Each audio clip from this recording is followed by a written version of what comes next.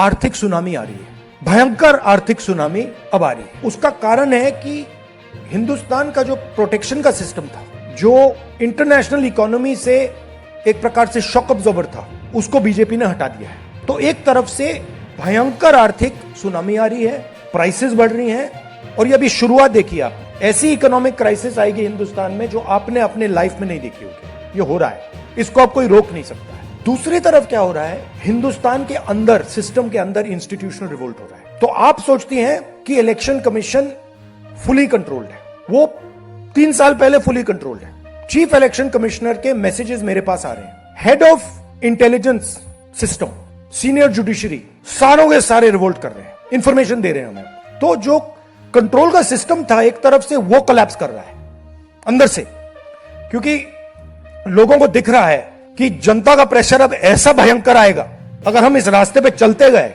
तो हमारे लिए रिस्क हो जाएगा। आप क्या सोचते हो, अगर जनता को मालूम है कि इलेक्शन सिस्टम रिग्ड है, और जनता की मतलब इकोनॉमिक प्रेशर, गरीबी, दर्द के कारण जनता में गुस्सा आ गया, आप क्या सोचते हो कि इलेक्शन कमिश्नर को डर नहीं लगेगा कल क्या होने वाला है? तो अब क्या हो रहा है, सिस्टम अंदर से ऐसे हिल रहा है पूरा।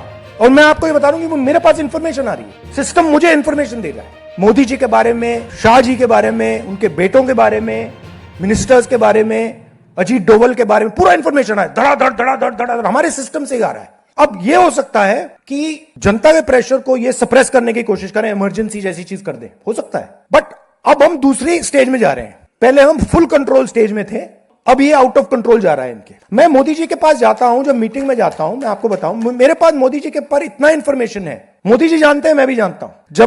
जब मैं उनसे मिलता हूं, भैया आंख में आंख लगाना जरा, हिलना पड़ता है, क्योंकि वो जानते हैं कि जिस सिस्टम को मैंने कंट्रोल किया था वो सिस्टम कोलैप्स कर रहा है और पूरा इंफॉर्मेशन इसको दे रहा है। तो ये डायनामिक चल रही है। और आप देखना, मेरे अंदाजे से, मेरा असेसमेंट है, 1 साल के अंदर मोदी जी प्राइम मिनिस्टर नहीं होंगे।